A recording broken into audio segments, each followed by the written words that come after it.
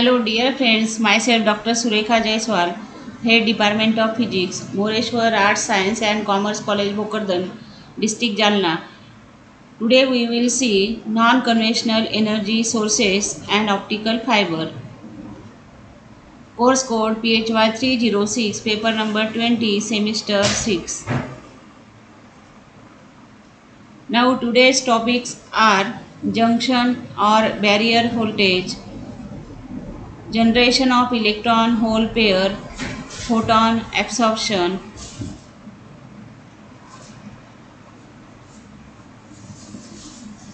Now, in previous lecture, we study if we join p-type semiconductor with n-type semiconductor such that the crystal structure remains continuous at the boundary, then junction formed in between them is called p-n junction. And the semiconductor devices so formed is called as p-n junction diode. P-n junction diode has two terminals. In P side it has anode and in N side it has cathode. In symbol, arrowhead shows the direction of conventional current. In P-type semiconductor, holes are majority charge carriers and electrons are minority charge carriers. In N-type semiconducting electrons are majority charge carriers and holes are minority charge carriers. Holes and electrons are mobile charge carrier while positive and negative ions are immobile charge carrier. Also we discussed in previous lecture formation of depletion layer. P-type semiconducting material has acceptor atoms with associated holes. N-type semiconductor has donor atoms with associated free electrons. The majority charge carriers move from higher concentration region to lower concentration region, forming concentration gradient, and this process is called as diffusion. The holes from p region diffuse to n region and the electrons from n region diffuse to p region. The holes in the p region recombine with electrons in n region and disappear. Only acceptor ions, which are also called as immobile ions, are left behind near the junction. Similarly, the electrons in the n region recombines with holes in p region and disappear. Only donor ions, which are also called as immobile ions, are left behind near the junction. This process continues when sufficient negative charges are accumulated near the junction in p region. Electrons which are coming from n region experience a repulsive force. This thus diffusion of further charge carriers stop. Similarly, when sufficient positive charge are accumulated near the junction in n region, holes which are coming from p region experience a repulsive force. Thus, diffusion of further charge carriers stop. In equilibrium condition, there exists a fixed layer of negative and positive ions near the junction without free electrons or holes. This layer is called as depletion layer or space charge region.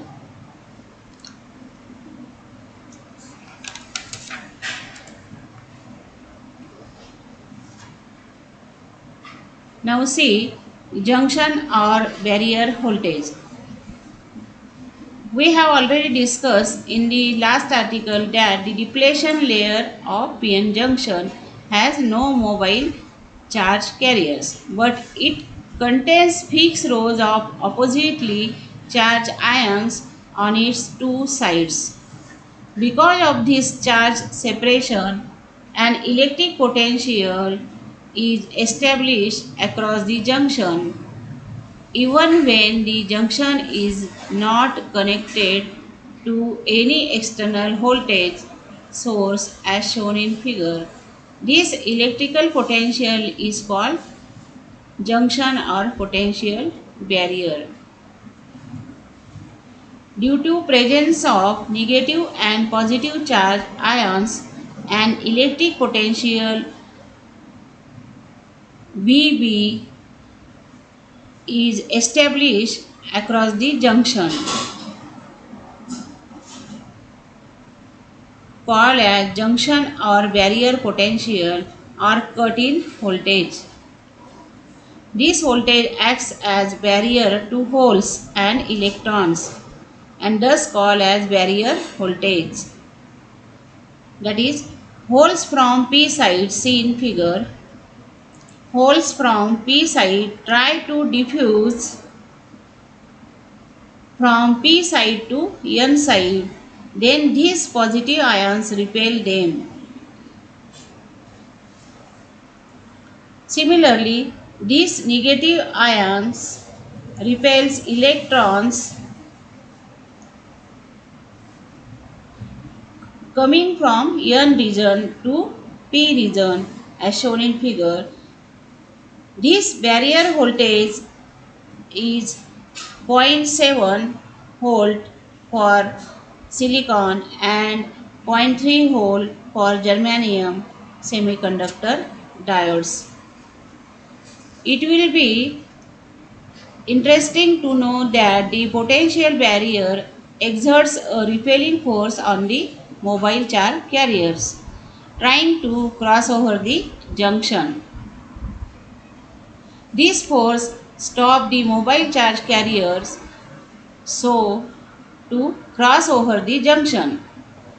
Unless the energy is supplied from an external source at room temperature, that is at 300 Kelvin, the value of VB equal to zero point 0.7 for silicon and 0.3 for germanium. Now that is about the. Now see generation of electron hole pair photon absorption. Light is an electromagnetic wave which transport energy through empty space and store it in the propagating electric and magnetic field. The magnetic field variation is perpendicular to electric field. A light wave follows the wave particle duality principle. Light wave can be treated as particles which are referred to as photons. The energy of photon is expressed by Planck's equation, that is E equal to h nu, where E is the energy of photon and h is Planck constant and mu is frequency. The frequency mu is related to wavelength lambda through the equation mu equal to c upon lambda, where c is the velocity of light, that is equal to 3 into 10 raised to 8 meter per second. The wavelength and energy can be related by the following mathematical expression. Lambda equal to c upon mu, that is equal to sc upon E, that is equal to 1.24 upon E micrometer, as mu equal to E upon h, where E is the photon energy in electron volt. There are different possible photon semiconductor interaction mechanism.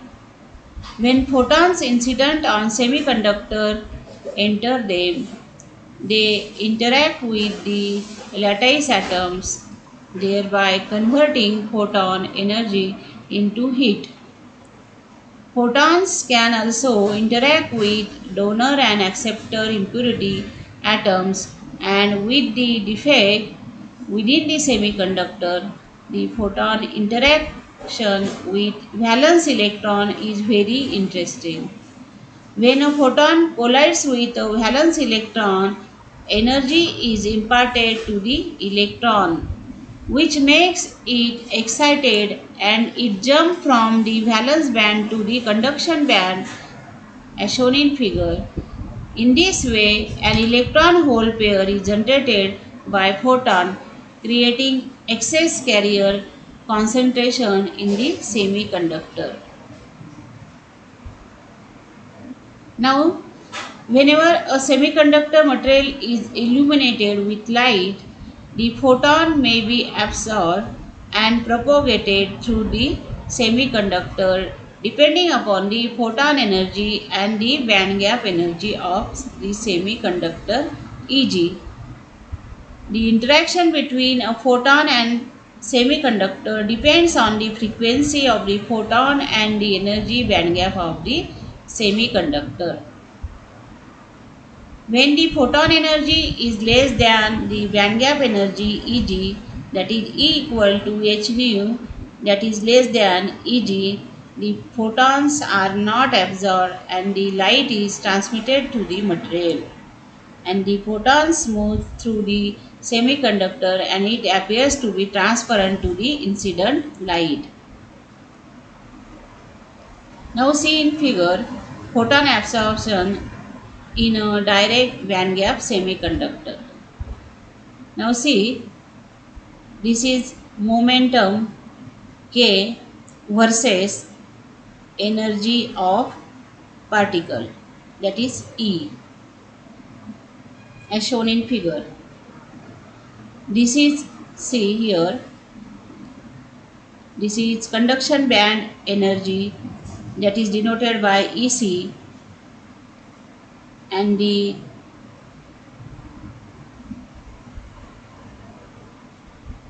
energy of electron is in the form of parabola.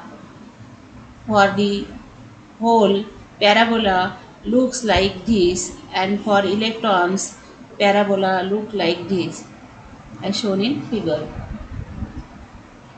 Now, this is maximum of valence band EV, and this is minimum of conduction band EC, as shown in figure. When electrons are jumping from conduction band to valence band, it releases energy E equal to Eg, that is equal to h nu, and this is band gap energy.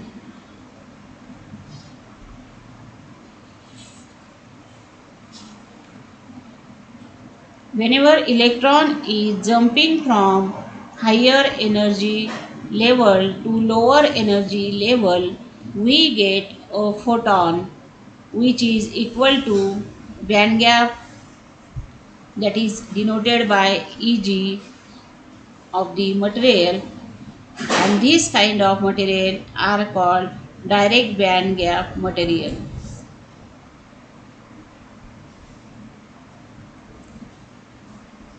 If the photon energy is greater than the band gap energy, that is E equal to h nu is greater than Eg, the photons get absorbed in the semiconductor. They interact with valence electron, and photon energy is used to elevate electrons from the valence band to the conduction band. This happens because the valence band consists of many electrons and conduction band contains very less electron with many empty spaces. If the photon energy h nu is greater than Eg, the probability of the above said interaction is very high.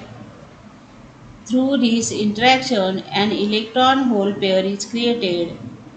An electron in the conduction band and a hole in the valence band is dep- depicted in figure.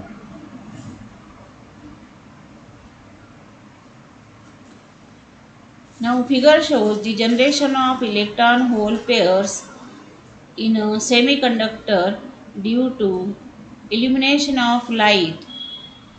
When h nu is greater than Eg, see here, when h nu is greater than Eg, electron hole pairs are generated in semiconductor material and the excess energy provides the electron hole pair an additional kinetic energy which is dissipated as heat in the semiconductor.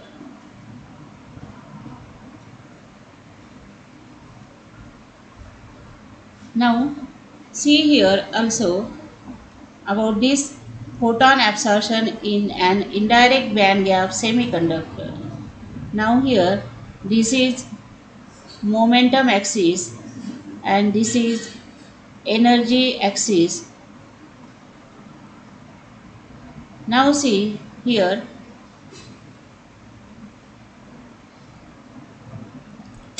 this is valence band and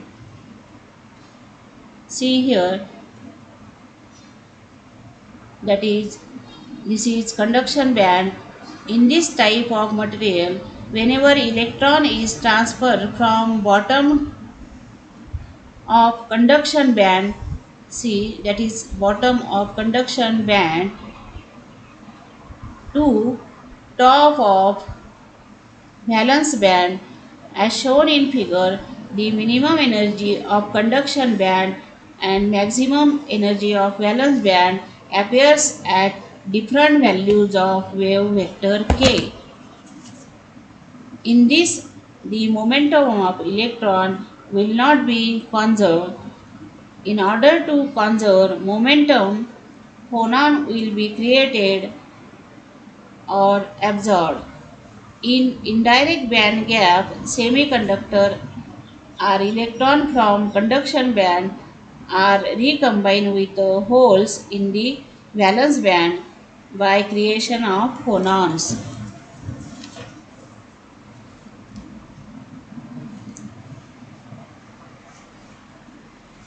So, here the generation of electron hole pairs in a semiconductor due to illumination of light as shown in figure. When h nu is greater than Eg, then electron hole pairs are generated in semiconductor material and the excess energy provides the electron or hole an additional kinetic energy which is dissipated as heat in the semiconductor. Thank you.